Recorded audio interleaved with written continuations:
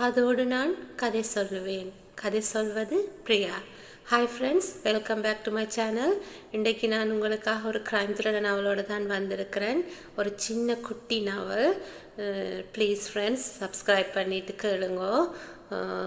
இன்னும் கதைச்சுங்கிற டைமை வேஸ்ட் பண்ணாமல் வாங்கோ, கதைக்குள்ளே போகலாம். அத்தியாயம் 1. கமல் என்றால் ஸ்வப்னா. நோ, ரஜினி என்று சாதித்தாள் Nithya. I am sure about it. உன் தலை, நீ சொல்றது நான் சிகப்பு மனிதன், இது சிகப்பு ரோஜாக்கள். இல்லேடி, நான் பார்த்தேனே சிகப்பு ரோஜா, அதிலே ரஜினி தான். பந்தயம் கட்டுறியா? ஸ்வப்னா சிரித்தாள். $100. உனக்கு தைரியம்? நான் தமிழ் படமே பார்க்கறது இல்லைன்னு ஏமாற்ற பார்க்குறேன். நான் மட்டும் பார்க்குறேனாக்கும். நான் பார்த்த கடைசி படமே டிவியில் கண்ணாமூச்சி, குழந்தைங்க படம், சிவாஜி நடித்தது. சிரித்து விட்டார்கள். 2 பேருமே அதிகம் சினிமா பார்க்காத ஜாதி. 2 பேருமாக காலேஜ் படிப்பை முடித்ததும் பார்த்தது ஜாஸ். சரி விடு, எழுந்திரு, டென்னிஸ் ஆடலாம். வேணாண்டி, டயர்டா இருக்கு என்றால் ஸ்வப்னாவை பார்த்து கண்ணடித்தாள் நித்யா. ஏண்டி, நைட் ஷோவா என்றவளின் கேலி புரியாமல், இல்லை, இன்னைக்கு தான் நைட் ஷோ டிக்கெட் வாங்கி இருக்கார் என்றவள் அவளது கிளுகிளு சிரிப்பை உணர்ந்ததும் சீ என்று அடிக்க வர நழுவி ஓடினாள். சரி சரி, சண்டைக்கு வராதே, நீயாக சொல்லிவிடு. எதை? ராத்திரி தூங்காத காரணத்தை. என் ஹஸ்பண்ட் இல்லை என்று ஆரம்பித்ததும் சுவாரஸ்யமாக கேட்க ஆரம்பித்து, ராத்திரி கிராமத்துக்கு போயிட்டாரா? தனியா போர் அடிச்சுது, தூக்கமே வரல, துவண்டு போனாள் நித்யா. அடி போடி, எனக்கு சுவாரஸ்யமே போச்சு, எனக்கு வாழ்க்கையே வெறுத்து போச்சு. ஸ்வப்னா சிரித்தாள். கிண்டலா பண்ற? வரும், எனக்கும் காலம் வரும், அப்போ உன்னை வாடுறேன் பாரு. கல்யாணம் தானே, என் பாலிசி தான் உனக்கு தெரியுமேடி. No marriage. நஷ்டம் உனக்கு தான், லாபம் நாட்டுக்கு. நீ வேற வதன்னு பெற்று தள்ளி ஜனத்தொகையை பெருக்காததினால் நீ மட்டும் என்றவள் சந்தேகமாக அவள் வயிற்றை பார்க்கவே, உதப்பட போற நீ. கல்யாணமாகி முழுசா 6 மாசம் ஆகல, அதுக்குள்ளேயா? விஷயம் தெரிஞ்சவராயிருந்தா இந்நேரம் 5 மாசமா இருக்கணும். சீ, ஆமாம், சினிமாவில் எல்லாம் பார்க்கல, எவனாவது ரேப் பண்ணிட்டு போயிடுவான், அடுத்த ஷாட்லேயே வயிற்றை சுமந்துக்கிட்டு யாரோ அப்பன் யாரோன்னு அலைகிறாங்களே. அதெல்லாம் லாஜிக் இல்லாதவங்க சொல்கிறது, நிஜ வாழ்க்கையில் நடக்காது. ஏண்டி, ரேப்பிங்னா என்ன அவ்வளோ சுலபமான விஷயமா? அப்படி இருக்கிற வயசில், அப்போ இருக்கிற பயத்தில் இருக்கிற கருவும் கலைஞ்சு போயிடும். இவங்க என்னமோ மிக சாதாரணமாக கரு உண்டாகுங்கிறாங்க. அதெல்லாம் இதமாக பழகி மனமொத்து போய் அனுபவிச்சா உண்டாகிற சங்கதி தான். உனக்கே நின்னும் வரல, இதமாக பழகலையா? மனமொத்து போகலையா? சிரித்து விட்டார்கள். ஸ்வப்னா கிளப்பினாள். வர்றேன். என்ன அவ்வளவு சீக்கிரம்? விசிட்டர்ஸ் நேரமெல்லாம் ஆண் கெஸ்டுகளுக்கு மட்டும்தான், லேடிஸ்களுக்கு இல்லை. நான் வெறும் லேடி இல்லை, வைஃப். வரும் பெண்ணாக இருந்திருந்தால் இன்னும் 1 மணி நேரம் இருந்திருப்பேன். மனைவி ஆகிட்டேன். அவர் வர்றப்ப வீட்டில் இருந்தாகணும். இல்லைன்னா எனக்குத்தான் நஷ்டம். என்ன நஷ்டம்? கதவை திறந்ததும் பொச்சுன்னு ஒன்று கொடுப்பாரே, அது. எங்கே கொடுப்பார்? கண்ணம்மா, உதடா என்று அவள் கேட்க ஓடியே போய் மாருதியில் ஏறிக்கொண்டாள் ஸ்வப்னா. கார் அண்ணா சாலையை தொடும்போது நினைத்து கொண்டாள். எங்கே முத்தம் தருவார்? நினைக்க வெட்கம் வரவே உதட்டுக்குள் சிரித்து கொண்டாள். தவணை முறை முத்தம். முதல் நெற்றி, 2வது நாள் கன்னம், 3வது நாள் உதடு, 4வது நாள் கழுத்து. அதாவது நேற்று கழுத்து, இன்றைக்கு கழுத்துக்கு கீழே அரை அடியில். ஓ நோ என்றால் உற்சாக முனகலாக. நான் மாட்டேன்பா. காலையிலேயே சொல்லிவிட்டுத்தான் போனார். சாயங்காலம் தயார் நிலையில் இரு, சோழி போடாதே. மனதுக்குள் வெட்கப்பட்டாள். நான் மாட்டேன்பா. ஆனால் வீட்டுக்கு வந்ததும் முதல் வேலையாக சோழியை கழற்றி எறிந்து புடவை தலைப்பால் போர்த்தி மறைத்தாள். வெற்று மார்பை. கணவனுக்காக காத்து நின்றாள். அழைப்பு மணி ஒலித்ததும், தயார் நிலையில தான் இருக்கிறேன் டார்லிங் என்று கதவை திறந்தவள் அவசரமாக மார்பை பொத்தினாள். வாசலில் நின்று வெறித்து பார்த்த அந்த ஆள் முற்றிலும் அந்நியமாக தெரிந்தாள். மௌனமாக வெறித்தான். யார் நீங்க? கேட்கிறேன் இல்ல, யார் நீ? ஏராளமான மூச்சுக்களோடு பார்க்கும் அவன் பார்வை போகுமிடத்தை கண்டதும் மேலும் மாறாப்பை இழுத்து கொண்டாள். வெளியே போடா முண்டம், உள்ளே வராதே என்று அவள் சொல்லும் போதே சரேலென்று பாய்ந்து விட்டான். அவன் பிடித்து இழுக்கும் சேலை தலைப்பைக்காக போராடும் முன் முழு புடவையும் உருவிக்கொண்டு விட, வெறும் பாவாடையுடன் அச்சமாக 2 கைகளாலும் மார்பை பொத்திக்கொண்டு கத்த முயன்றவளின் தலையில் இடியாக இறங்கியது அவனது ஓரங்கை, வலது ஓரங்கை. பொறி கலங்கினாற் போல கண்களில் பூச்சி பறக்க அவன் முரட்டுத்தனமாக அவளை தள்ளி மேலே சரிந்து விழுந்து புரளவே இருட்டு மெல்ல மெல்ல கண்களில் வந்து தேங்க மயங்கி போனாள் முழுவதுமாக. கண் விழித்து எழும்போது கரைப்பட்டிருந்தாள். ஆடையற்ற நிலையில் நட்ட நடுகாலில் மெல்ல எழுந்தாள். அவசரப்பட முடியாமல் வலி வலி வலி. பாவாடையினுள்ளே நுழைந்து புடவையை கெந்தி எடுக்கும் போது கட்ட முயலும் முன் சட்டென்று கதவை திறந்து வந்து நின்று பார்த்தவன் நின்று விட்டான். ரத்தினவேலு கணவன். மேலும் அதிர்ச்சி வர கண் மயங்கி சரிந்து துவண்டு மல்லாந்த நிலையில் விழுந்து முழுவதுமாக மயங்கி போனாள் 2வது தடவையாக. மறுபடி கண் திறந்த போது கட்டிலுக்கு மாறியிருந்தாள். முகத்தில் தண்ணீர் தெளித்த கணவன் குடிக்க கொடுத்த தண்ணீரை குடிக்க உலர்ந்து போன தொண்டை நனைந்ததும் அற்புத சுகமாக இருந்தது. கதறி அழ துவங்கியதும் வாயை பொத்தினான். நோடியர், நான் உன்னை தப்பாக நினைக்கல, நான் பாவிங்க. ஓ நோ, டயலாக் எல்லாம் பேசாதே. யார் அவன்? எனக்கு தெரியாதுங்க, சத்தியமாய் தெரியாது. வாயை பொத்தினான். மறுபடியும் பெரிய பேச்சு பேசாதே. தெரிஞ்சவனே நீ கூப்பிட்டு வந்திருந்தால்தான் தப்பு. இப்ப நடந்தது உனக்கே தெரியாமல் ஏற்பட்ட விபத்து. அழாதே. தலையை வருடினான். எத்தனையோ விபத்தில் நாம் கையை இழக்கிறோம், காலை இழக்கிறோம். அதே மாதிரி இப்ப நீ விபத்தில் கற்பை இழந்த. மற, எல்லாத்தையும் மற, குழம்பாதே. கணவன் மேல் பெருமை வந்தது அவளுக்கு முதல் தடவையாக. எனக்கு தெரியாதுங்க, அவனை எனக்கு தெரியாது. டேம் யூ, கத்தி விட்டாள். நானே கேட்காத கேள்விக்கு நீயாக பதில் சொல்லாதே. நானே பெரிதுபடுத்தாத விஷயத்தை நீ ஏன் வளர்க்கிற? எனக்கு உண்மையில நம்பிக்கை இருக்கு. கண்ணீருடன் பார்த்தாள். உனக்கு தெரியுமா, தன்னம்பிக்கை இல்லாதவன் தான் மனைவியை நம்ப மாட்டான். எனக்கு நிறையவே தன்னம்பிக்கை இருக்கு. மற, எல்லாத்தையும் மற. மறந்து போனாள். போன வாரம் காலையில் எழுந்ததும் கிறுகிறுத்து போனதும் புளிப்பு மோர் வாசனை குமட்டி எடுத்ததை பார்த்த போதும் பயம் வந்தது. முதல் தடவையாக டாக்டரிடம் போகும் முன் கணக்கு போட்டு பார்த்தாள். கடைசியாக எப்போது? 50 நாட்களுக்கு மேலாகி விட்டிருக்கின்றது. அதெப்படி இத்தனை நாளும் கவனிக்காமல் போனோம்? டாக்டர் உறுதி செய்தார். வாழ்த்துக்கள், உங்கள் கணவரை அப்பாவாக்கி பெருமை தந்திருக்கின்றீர்கள்.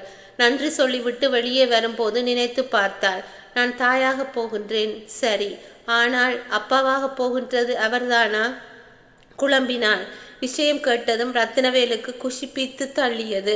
போன் அருகிலேயே உட்கார்ந்து ஒவ்வொருவராக அழைத்து ப்ரொமோஷன் கிடைச்சிருக்கு. ஜிஎம்மா? இல்லை, அப்பா ஆகிட்டேன். அவன் உற்சாகத்தை பார்த்து குழப்பம் தீர்ந்தது அவளுக்கு. இரு, முக்கியமா மாதங்கனுக்கு சொல்லவே இல்லையே. சாப்பாட்டு மேஜையிலிருந்து எழ முயன்றவனை அழுத்தி அமர்த்தினாள். அதான் லெட்டர்ஸ் பார்க்க போக போறீங்கல்ல, அப்ப சொன்னாலே போரும். இப்ப சாப்பிடுங்க. கொஞ்சம் கீரை வைக்கட்டா? முதல்ல அவனுக்குத்தானே சொல்லி இருக்கணும். அதெப்படி மறந்து போனேன். கொஞ்சினான். ஒரே ஒரு ஃபோன் பண்ணிக்கிறேன் டியர், சாப்பிட்டதுக்கு அப்புறம். இல்லை, நான் சொல்லவா? சொல்லேன், நம்பரை சொல்லுங்க. சொன்னான். முயன்றதும் கிடைத்தது. Hello mister Mathangan. எஸ், நான் தான் மிஸ் ரத்னவேலு பேசுகிறேன். என்னம்மா, அவன் ஏன் இன்னைக்கு வரல? தபால்களை பிரிக்க வேண்டாமா? தபால்களா? ஆமாம், இங்க 2 பேருக்குமான சில தபால்கள் இந்த விலாசத்துக்கு வரும். அதை 2 பேருமாத்தான் பிரித்து பார்ப்போம். ஓ, இருங்க, கேட்டு சொல்றேன் என்பதற்குள் அவனே எழுந்து வந்து போனை பிடுங்கினான். ஹேய் மாதங்கா, என்னப்பா இது? ஏன் வரமாட்டேங்கிற? முக்கியமான தபால் ஏதாவது இருக்கா? ஏதோ பார்சல், அப்புறம் சில லெட்டர்ஸ், பியூர்லி பர்சனல் பேர் போட்டு வந்திருக்கு. இன்னைக்கு evening show cinema ticket book பண்ணியிருக்கேன். வரவா? தலையெழுத்தா உன் கூட சினிமாவுக்கு போக? அதுக்கெல்லாம் மாமி வந்தாச்சு. செல்லமாய் குத்தினாள் ஸ்வப்னா. அடிக்கிறாள்டா. சரி சரி, படம் முடிஞ்ச அப்புறம் வீட்டில் விட்டுட்டு வந்துடு. அப்புறமாவே பிரிப்போம். அதுக்குள்ளே நான் டாக்டர்கிட்ட போயிட்டு வந்துடுறேன். என்னடா உடம்புக்கு? நத்திங், லேசா மயக்கம். ஒருவேளை சுகர் இருக்கோ என்னமோ. சரி, போயிட்டு நான் 10 மணிக்கு வர்றேன். டேய், விஷயம் தெரியுமா? என்ன? நான் அப்பாவாக போறேன். என்னடா கிள்றாடா? கங்க்ராச்சுலேஷன்ஸ். உனக்கு மட்டுமில்லை, அங்கேயும் சொல்லிடு. தேங்க்யூ. ஓகே. போனை வைத்து அவளை கொஞ்சினான். அத்தியாயம் 2. தியேட்டரில் அமர்ந்திருந்த போது ஸ்வப்னா கேட்டாள். ஆமா, அதென்னங்க உங்கள் லெட்டர்ஸ் எல்லாம் அவங்க வீட்டுக்கு போகுது, நீங்களும் ஓடுறீங்க? சிரித்தான். அதுவா டியர், இது 20 வருஷ பழக்கம். நான் சொந்த வீடு இல்லாத ஆள். வருஷத்துக்கு 2 தடவை வாடகை வீட்டை மாற்றுவேன். அவன் சொந்த வீடு. அதனால் எனக்கு வருகிற பிஸ்னஸ் அந்தரங்க கடிதங்கள் எல்லாம் அவன் வீட்டுக்கே வரவழைச்சு 2 பேரும் ஒரே சமயத்தில் பிரித்து படிப்போம். என் பிரச்சனைகளை அவன் தீர்ப்பான், அவன் பிரச்சனைகளை நான் தீர்த்து வைப்பேன். அவரேன் கல்யாணம் செய்து வைக்க ஆள் கிடையாது. என்னை மாதிரி காதலிச்சு கட்டிக்க சாமர்த்தியம் போராது. அதான். ஏன் ஏதாவது ஏமாந்த பொண்ணு இருந்தால் சொல்லேன், கட்டி வச்சு விடுவோம். என் சிநேகிதி நித்யா கிட்ட பேசி பார்க்கவா? வேண்டாம். ஏன் அப்படி சொல்றீங்க? அவன் அதிக நாள் உயிரோடு இருக்க மாட்டாமா. ஏன் அப்படி? உடம்பு பூரா வியாதி, ஹார்ட் பேஷண்ட் வேற. உன் சிநேகிதிக்கு மனசறிஞ்சு துரோகம் பண்ணக்கூடாது. ஒன்று செய்யேன். என்னது? 2ஆம் தாரமா வாழ்க்கைப்படுறாளா கேளேன். யாருக்கு? எனக்குத்தான். உண்டாயிட்ட. இன்னும் 1 வருஷத்துக்கு நினைச்ச நேரத்தில் பயன்பட மாட்ட என்றவன் தொடையில் அவள் நறுக்கன்று கிள்ளும் போது, அவன் கத்த முயலும் போது, அவன் வாயை பொத்தும் போது, விளக்குகள் மங்கி மறைய, திரை மெல்ல தூக்கப்பட்ட அவசரமான ஸ்லைடு ஒன்று வணக்கம் என்று சேவித்தது. கிசுகிசுப்பாக கேட்டான். இந்தியாவிலேயே முதல் வரிசை சினிமா ஹீரோ யார் தெரியுமா? அமிதாப். நோ. நம்ம ஊர் ரஜினிகாந்த். இல்லை. எல்லா தியேட்டர்லேயும் முதலில் வருகின்ற ஹீரோ அதோ என்று அவன் கையை நீட்ட, இந்திய செய்தி படத்தில் பிரதமர் சிரிப்புடன் பேசினார். சிரித்தாள். படம் ஓடிக்கொண்டிருந்தது. கிசுகிசுப்பாக சொன்னான். காட்டு பொண்ணான ஹீரோயின் கடைசியில் செத்து போயிடுவா. சீ, காதலோட பட்டணம் வந்து கல்யாணம் செய்துக்குவா. இது என்ன தமிழ் படமா? சந்தோஷம் முடிவுன்னு தான் வேணும். ஆங்கில படக்கார மென்டாலிட்டி எனக்கு தெரியும். அவளை கொன்னால்தான் அவர்களுக்கு திருப்தி வரும். இல்லை, பந்தயம் ஒரு பட்டை சாக்லேட். பின்னால் இருந்து யாரோ உஷ் என்று சொல்லவே அடங்கினார்கள். திரும்பி பார்த்து ஒரு முறைத்து விட்டு படத்தை பார்க்க ஆரம்பித்தார்கள். படம் முடிந்ததும் கார் ஏறி வீடு வந்ததும் அவளை இறக்கி விட்டு சொன்னான். தயார் நிலையில் இருந்து வந்து விடுறேன். வாட் என்று அவள் அதிர, சிச்சி, சப்பாத்தி தயார் நிலையில் வை என்று சொன்னேன். தொட்டுக்க பாம்பே சட்னி செய்து வை. அவள் சிரித்தவாறு உள்ளே போக காரை நகர்த்தினான். பாய் பாய், சீக்கிரம் வந்துடுங்க. ஷுர் என்று வண்டியை சீற விட்டான். இவள் உள்ளே போகும்போது டெலிஃபோன் ஒலித்தது. எடுத்ததும் ஹலோ என்றாள் நித்யா. படம் எப்படி இருந்தது? என்ன சொல்லுது? இந்த ஊர்லேயும் ஒரு விட்லாச்சாரியார் இருக்காருன்னு தான். சரிதான். ஏய், ஃபோன் எடுக்க ஏன் இவ்வளவு நேரம்? விடமாட்டேன்னு சொல்லிட்டாரா? சீ, அவர்தான் என்னை இறக்கி விட்டுட்டு வாசலோடையே போயிட்டாரே. ஐயோ பாவம். ஏய், தெரியுமா, உனக்கு ஒரு மாப்பிள்ளை பார்த்துருக்கேனே. சரி பாட்டி, போன்லேயே கழுத்தை நீட்டவா தாலிக்கு? ஆசையை பாரு. அவனெல்லாம் வேண்டாம். ஏன் தெரியுமா? ஏன்? எனக்கு சக்களத்தி வேண்டாம். யூ மீன் உன் புருஷனா? சிரித்தாள். அவரையா எனக்கு பார்த்துருக்க? ஹவ் லக்கி ஐ ஆம். தாலி கட்டிக்க எப்போ வரட்டும்? காலையில் 5 மணிக்கு வரவா? உத்தப்படுவ. நீயாக கட்டி வைக்கலன்னா என்ன? நானே டாவடிச்சு வைக்குள்ளே போட்டுக்கிறேன். சிரித்தார்கள். சட்டென்று சொன்னார் சொப்னா. ஐ ஆம் இன் ஃபேமிலி வே. ரத்னவேறு உள்ளே போகும்போது பிராந்தி புட்டியை கிளாஸில் சரித்து கொண்டிருந்தான் மாதங்கன். ஏய், என்ன பண்ற என்றவன் கேள்விக்கு அவள் இழிப்பே ஏற்கனவே 2 பேக் உள்ளே போயிருந்தது என்றது. மாதங்கா, டாக்டர் தான் எத்தனை தடவை எச்சரிக்கை செய்திருக்கின்றார். லிக்கர் உன் உடம்பை பொறுத்தவரைக்கு விஷம்னு. ஐம் சாரி, இது போட்டால்தான் உடம்பு வேதனை கொஞ்சம் குறையுது என்று கிளாஸை உயர்த்தினான். Cheers to you. கிளாஸை பிடுங்கி வைத்தான். வாழை பிடிக்கலைன்னா செத்துப்போ, வேணாங்களே. ஆனால் என் கண் முன்னால தற்கொலை செய்து கொள்ளாதே. அதை நான் அனுமதிக்க முடியாது. வா, கடிதங்களை பார்க்கலாம். இழுத்து போய் மேஜை அருகே உட்கார வைத்தான். மேஜை மீதிருந்த 7-8 கவர்களில் முதலாவதை பிரித்து சிரித்தான் ரத்னவேலு. நல்ல சகுனம். என்ன? முதல் கடிதமே ஏதோ கோயில் சம்ரோஷனத்துக்கு ஆன டொனேஷன் கேட்டிருக்கின்றார்கள். 1000 ரூபாய் என் கணக்கில் போடு. பைத்தியமா உனக்கு? சிரித்தான் மாதங்கன். ஒட்டா உறவா? குடும்பமா? பிள்ளை குட்டியா? யாரும் இல்லை. அப்புறம் இத்தனை பணமும்? கடைசியில் கவர்மெண்ட் தான் அனாமத்து பணம்னு எடுத்துக்கும். அதை விட கொஞ்சம் பயனுள்ளதாகத்தான் இருக்கட்டுமே. செக்கில் கையெழுத்து போட்டு நீட்டினான். நீயே ஃபில்லப் பண்ணிக்க. நீ ஒழுங்கா இருந்தா உனக்கு ஒன்றும் ஆகாது.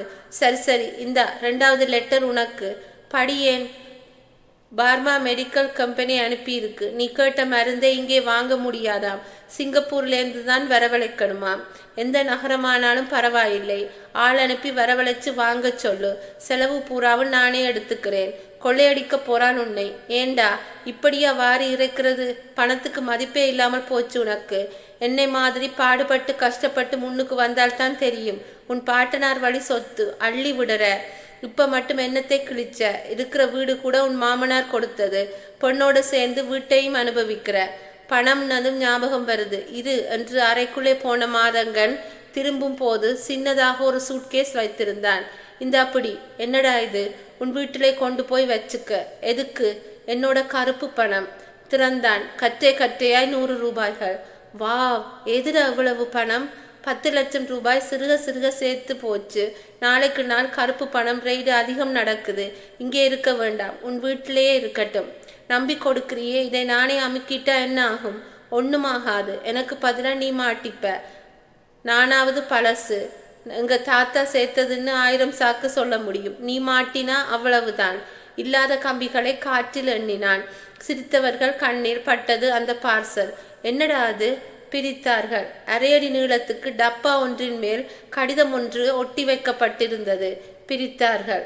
பிரபல சாக்லேட் கம்பெனி நிறுவனம் ஒன்று லெட்டர். அது லெட்டரின் விவரம் பின்வருமாறு: எங்கள் புதிய மில்க் கொக்கோ சாக்லேட் தயாரிப்பை உங்கள் பார்வைக்கு அனுப்பி இருக்கின்றோம். தாங்கள் தின்று பார்த்து உங்கள் அபிப்பிராயத்தை சொல்லுமாறு பணிவன்புடன் கேட்டுக்கொள்கின்றோம்.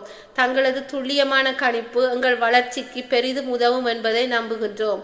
இப்படிக்கு MD.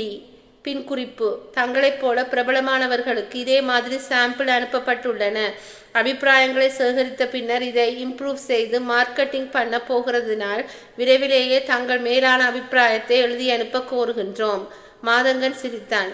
விளையாடுறாங்களா? நானாவது சாக்லேட் தின்றதாவது. ஏற்கனவே சுகர் எக்கச்சக்கம். காப்பி கூட கசக்க குடிக்கிறேன்.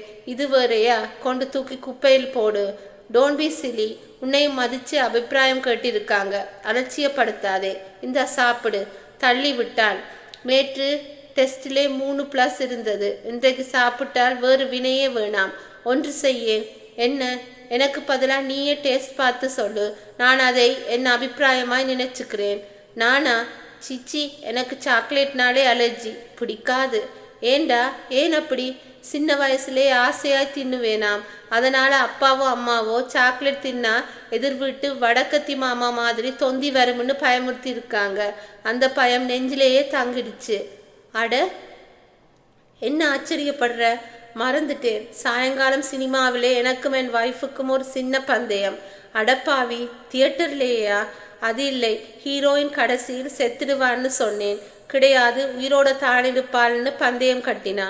என்ன பந்தயம்? ஒரு பட்டை காட்பரிஸ் சாக்லேட். நல்ல வேளை, செலவு மிச்சம். இதையே கொடுத்து தின்ன சொல்லிடுறேன். அபிப்பிராயம் கேட்டு சொல்கிறேன். ஓகே. முதல்ல அந்த பெட்டியை மூடு. டெம்டிங்காக இருக்கு. சிரித்து கொண்டே டப்பாவை மூடினான். உன் வைஃபுக்கு சாக்லேட்னா பிடிக்குமா? உசுறு. சிரித்தான். டப்பா சாக்லேட் தர்றேன். பதிலுக்கு உன் உயிரை தர்றியான்னு கேட்டா சாக்லேட் தின்னதுக்கு அப்புறமா உயிரை எடுத்துக்கன்னு சொல்லுவா. அந்த அளவு பைத்தியம். அப்போ எடுத்துப்போ. அவதான் சரியான ஜட்ஜா இருப்பா. நான் வரட்டா? மீதி லெட்டர்ஸ் கடன் கேட்டு எழுதியிருக்காங்க. Just ignore it. கிளம்பினான். வாசல் வரை போனவன் கேட்டான், ஆர் யூ ஷுவர்? ஒன்று கூட வேண்டாமா? தின்றுதான் பாரேன் என்றவன் அவன் முறைக்க, சரி வேண்டாம் விடு. அதுக்கேன் இந்த முறைக்கிற? வெளியேற போன ரத்தினவேலு, நாளைக்கு எங்க ஆஃபீஸ் பக்கம் வாயேன். வரேன். எனக்கும் ஒரு விஷயம் பேசணும். சாக்லேட்டா? இல்லை, இன்னொரு கம்பெனி விஷயம். நல்ல விலைக்கு வருது. தள்ளி விடலாம்னு பார்க்குறேன். என்ன விஷயம்? எல்லாத்தையும் டிஸ்போஸ் பண்ணுறதுலே இருக்க. என்ன விஷயம்? என்னமோ தெரியல. எனக்குள்ளே ஒரு மரண பயம் வந்துடுச்சு. எந்த நிமிஷமும் முடிவை சந்திக்க தயாராக இருக்க பார்க்கின்றேன். ஏண்டா அப்படி சொல்ற? அப்படி என்ன திடீர்னு போக? உனக்கு என்ன கேன்சரா, எய்ட்ஸா? என்னமோ மனசுல தோணுது, சொல்லிட்டேன். நீ போய் வா. ஏன்? எதுக்கு துரத்துற? பாட்டிலை திறக்க போறியா? இல்லை, படுத்து தூங்க போறேன். இதை மறந்துட்டு போறியே. கருப்பு பட்டியையும் சாக்லேட் டப்பாவையும் எடுத்து நீட்டினான். வாங்கி கொண்டு வெளியேறி போனான் ரத்னவேலு. வீட்டுக்குள் போன போது ஸ்வப்னா மாடியிலிருந்து குரல் கொடுத்தாள். மேலே இருக்கேன், வர்றேன் என்றவன் கீழே ஆபீஸ் ரூமுக்கு போய் பீரோவை திறந்து பணப்பட்டியை வைத்து பூட்டினான். 10 லட்சம். வாவ், பெரிய அமௌண்ட். பாதுகாப்பா வச்சிரு. இரும்பு பட்டிக்கு முத்தமிட்டு திரும்பினான். மேஜை மீது வைத்திருந்த சின்ன சாக்லேட் பட்டியை எடுக்க முயன்றவன் அதை மேஜை மீதே வைத்துவிட்டு வெளியேறினான். சமையல்காரம்மாள் நின்ற நிலையில் கொட்டாவி விட்டு கொண்டு இருந்தாள். சாப்பிட வர்றீங்களா? இல்லை, சாப்பிட்டுட்டேன். சொப்னா சாப்பிட்டாளா? ஆச்சு. சமையல்காரம்மா, ஐயா, தினம் ராத்திரி 4 பாதாம் பருப்பை ஒரு கிளாஸ் தண்ணியில் ஊற போட்டு வையுங்க. காலையில் எழுந்ததும் அம்மாவை வெறும் வயிற்றில் சாப்பிட கொடுங்க. உடம்புக்கு பலம் வருமா இந்த மாதிரி நேரத்திலே. ஐயா, நான் 4 புள்ள பெத்தவ. கர்ப்பிணி பெண்ணை கவனிச்சுக்க எனக்கு தெரியும். இன்னைக்கு கூட பாலில் குங்குமப்பூ போட்டு காய்ச்சி கொடுத்தேன். புள்ள சும்மா செக்க செவையலுன்னு பிறக்கும். Very good. கவனமா பார்த்துக்குங்க. அவ பாட்டுக்கு அதை நகர்த்துறேன் இதை தூக்குறேன்னு கிளம்பிட போறா. அப்படி ஏதாவது செய்தா நான் வந்ததும் சொல்லணும், தெரியுதா? கொஞ்ச நாளைக்கு என்னை எஜமானாக நினைக்காமல் மருமகனா நினைச்சு மாப்பிள்ளைன்னு கூப்பிடுங்க. ஏங்க, அப்பதான் உங்க மகள் மாதிரி அவள் மேல உங்களுக்கு பாசம் வரும். நெகிழ்ந்து போனாள் அம்மாள். கண்கலங்க திரும்பினாள். ஆகட்டும், முதல் பிரசவம் கஷ்டமாயிருக்குமாமே. அதெல்லாம் ஒன்றும் ஆகாது. நீங்க தைரியமாயிருங்க. போங்க, மேலே அம்மா காத்திருப்பாங்க. மாடி ஏறி அறைக்குள் போன போது அவள் தூங்கி விட்டிருந்தாள். அத்தியாயம் 3. குட் மார்னிங் டியர் என்ற குரலோடு ஸ்வப்னா இறங்கி வரும்போது அவசரமாக காலை உணவை முடித்து கொண்டிருந்தான் ரத்னவேல். வா, என்ன இன்னைக்கு இவ்வளவு லேட்டா எழுந்த? என்னமோ தெரியல, கிறுகிறுன்னு வருது என்றவள் பதறிப்போய் அவன் எழுந்ததும் சிரித்தாள். டோன்ட் வரி, இதெல்லாம் சகஜம்தான். டாக்டரை கூப்பிடவா? நத்திங் டு வரின்னு சொன்னேன்ல. உட்கார்ந்து சாப்பிடுங்க. குளித்து முடித்து இறங்கி வந்திருந்தாள். ஈரமான தலைமயிர்கள் கன்னத்தில் ஒட்டி இருந்தன. நீ உட்கார்ந்து சாப்பிடு. தாயம்மா, முட்டைப்பால் கொண்டு வாங்க.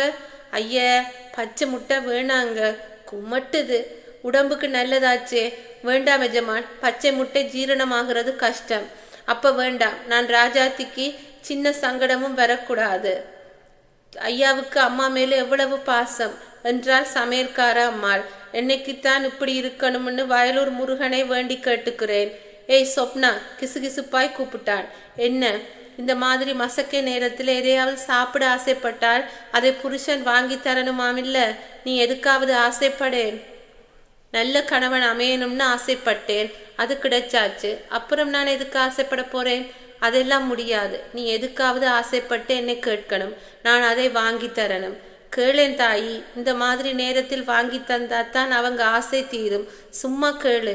டாக்டரை கேட்டு சொல்லுறேன். டாக்டர் எதுக்கு? அம்மாள் சிரித்தாள். திங்கிறதுக்கு ஏதாவது கேளேன். இனிப்பா புளிப்பா ஏதாவது கேளு தாயி.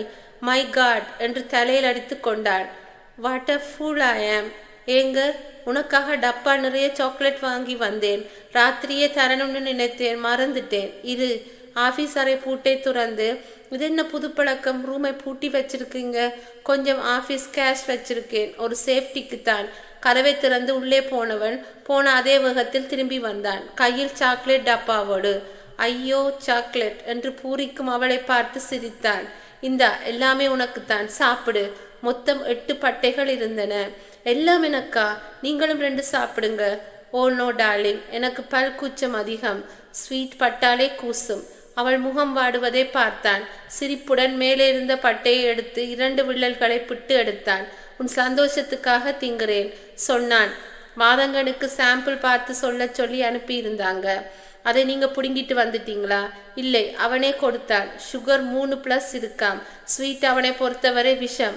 நீ ருசி பார்த்து விட்டு அபிப்பிராயம் சொல்லு. அதை அவன் பேராலே அவங்களுக்கு அனுப்புவான். முன்பல்லால் சாக்லேட் கடித்தவன் ஊ என்று பல்கூச்சத்தால் தவிப்பதை முதலில் வேடிக்கை பார்த்தாள். பிறகு வேதனைப்பட்டாள். முடியலேனா வேண்டாம், விட்டுடுங்க. நோ, என் டார்லிங்குக்காக விஷம் கூட சாப்பிட தயங்க மாட்டேன். சாக்லேட்டா சிந்த மாட்டேன். ஏய் செல்ஃபிஷ், எல்லாத்தையும் நீயே திங்கிறியே. தாயம்மாவுக்கு கொஞ்சம் கொடேன். சமையல்காரம்மா சிரித்தாள். எனக்கு எதுக்கு தம்பி சாக்லேட்டு? முட்டாய் திங்கிற வயசு எல்லாம் எப்போவோ தாண்டிட்டேன். நீ தின்னு தாயி என்றாள். இதுவும் ஒரு டேஸ்டாக தான் இருக்கு. சின்ன வயசுல எங்கப்பா ஸ்டேட்ஸுக்கு போயிட்டு வர்றச்ச பெருசு பெருசா பூ போட்ட டப்பாக்களை வாங்கி வருவார். அதுலேயும் இப்படித்தான் நிறைய கொக்கோ சேர்த்து வாசனையா இருக்கும். அப்போ ஓகே என்கிறாய்? ஷுர், அதையே எழுதிட சொல்றேன். வரட்டா? கிளம்பினான். சும்மா சாக்லேட் தின்னுக்கிட்டு இருக்காம கொஞ்சம் தீனியும் சாப்பிடு. சிரித்து கொண்டே வெளியேறி போனான். சாக்லேட் பட்டையை எடுத்து ஆவலுடன் கடித்தாள். தின்ன ஆரம்பித்தாள். அறையின் ஏசி உருமலுக்கு நடுவே அமர்ந்திருந்த ரத்தினவேலு கொஞ்சம் அசௌகரியமாக உணர்ந்தாள். எதிரே அமர்ந்து நோட்ஸ் எடுக்கும் பிஏ பெண், என்ன சார், ஏன் டல்லா இருக்கீங்க என்று கேட்டபோதுதான் தன்னுள் வித்தியாசத்தை உணர்ந்தாள். நோ நத்திங், கொஞ்சம் தூக்க கலக்கமாயிருக்கு என்றான். சரி, நீ நோட்ஸ் எடு. என்ன எழுதின? as per your letter dated 1812 sir. குமற்ற மாதிரி இருக்கு இரு என்று குளியலறைக்குள் நுழைந்து கதவை சாத்தி கொண்டான். அவன் பெரும் ஓசையுடன் குமட்டி எடுப்பதை உணர்ந்ததும் பிஏ கதவை தட்டினான். சார், கதவை திறங்க சார், ப்ளீஸ். திறந்து வாயை துடைத்தவாறு வெளியே வந்தவனை பீதியுடன் பார்த்தாள். நத்திங் நத்திங், எப்பவும் சாப்பிட்றப்ப பிரெட் டோஸ்ட் ஆம்லெட் தான். டாக்டருக்கு ஃபோன் பண்ணட்டுமா சார்? வேண்டாம், கனத்து கொண்டான், செருமினான். எல்லாம் சரியாகி போச்சுன்னு நினைக்கிறேன். எதுக்கும் அட்டென்ட் டாக்டர் பெட்டர். அதுவும் சரிதான். டாக்டர் ரகுவரனை ட்ரை பண்ணு என்றான் சோர்வாக. முயன்றாள், பேசினாள். கேட்டேன், டாக்டர் எப்பவும் சாப்பிட்ற பிரெட் பட்டர் டோஸ்ட்டும் ஆம்லெட்டும் தான் சாப்பிட்டாராம் என்றதும் நினைவு வந்தது. ஃபோனை பிடுங்கினான். டாக்டர், மோர் தேன் தட் 2 துண்டு சாக்லேட் சாப்பிட்டேன். சாக்லேட்? டாக்டர் வியந்தார். அதில் ஒன்றும் கோளாறு வர சான்ஸ் இல்லையே. பட் இதில் இருக்கும்னு நினைக்கிறேன் சான்ஸ். டாக்டர், என்ன சொல்கிறீங்க? இது ஒரு ப்ராடக்ட் மார்க்கெட் பண்ணுறதுக்கு முன்னாலே சாம்பிள் டெஸ்ட்டுக்கு அனுப்பின அபிப்பிராயம் கேட்டிருந்தாங்க. அப்படியா? அதிலே ஒரு பீஸை அனுப்புங்க, ரிசர்ச் லேபுக்கு அனுப்பி பரிசோதிக்கணும். சுரீரென்று உரைத்தது. மை காட், என்ன சார், 2 துண்டு தின்ற எனக்கே இப்படின்னா முடுக்க தின்ன கொடுத்த என் வைஃபின் கதி. ஹரி அப், ஃபோன் பண்ணி கேளுங்க. யூ ஆல் ரைட்னா? ஆமாம். தென் வை த ஹெல் ஃபோனை வச்சுட்டு இருக்கீங்க? அவசரமாக ஃபோனை வைத்த கையோடு எடுத்த நம்பரை சுழற்றினான். மணி அடிக்க அடிக்க தவித்து போனான். எதிர்த்தரப்பில் ஹலோ என்ற குரல் வந்ததும் தான் ஒழுங்காய் மூச்சே வந்தது. மை காட், உயிர் வந்தது. ஏன் இவ்வளவு நேரமும் உயிரை எங்கே யார்கிட்டே கொடுத்திருந்தீங்க என்றால் ஸ்வப்னாவின் கலகலப்போ. விளையாட்டு இருக்கட்டும், அந்த சாக்லேட்டை திண்டு தீர்த்துட்டியா? இன்னமும் இல்லை, இருங்க வரேன் என்றவள் ஃபோனை வைத்து விட்டு போனது தெரியாமல் பேசிக்கொண்டே இருந்தான். I think something fishy in it. அதை தின்னாதே. ஓகே. ஃபோனை வைத்து விட்டான். நிமிரும் போது டாக்டர் ரகுவரன் உள்ளே வந்தார். நாடி பிடித்து கண்விழிகளை பிதுக்கி பார்த்தார். இப்போ நீங்கள் நார்மலுக்கு வந்துட்டீங்க மிஸ்டர் ரத்னவேல், நத்திங் டு வர்ரி என்று கிளம்பும் போது மாதங்கள் உள்ளே வந்தாள். டாக்டர் இவனையும் மாறி மாறி பார்த்தார். டாக்டர் வெளியேறி போன போது கேட்டான், என்னடா இது, ஆஃபீஸில் டாக்டரை வரவழைக்கிற? ஏன், டாக்டர் வந்தால் பயமா இருக்கா? அதே டாக்டர் என்னை தேடி வந்தால் கவலையே படமாட்டேன். ஏன்னா டாக்டர்கள், நர்ஸ், மெடிக்கல் ஷாப் எல்லாமே எனக்கு பழகி போன சமாச்சாரமாக போச்சு.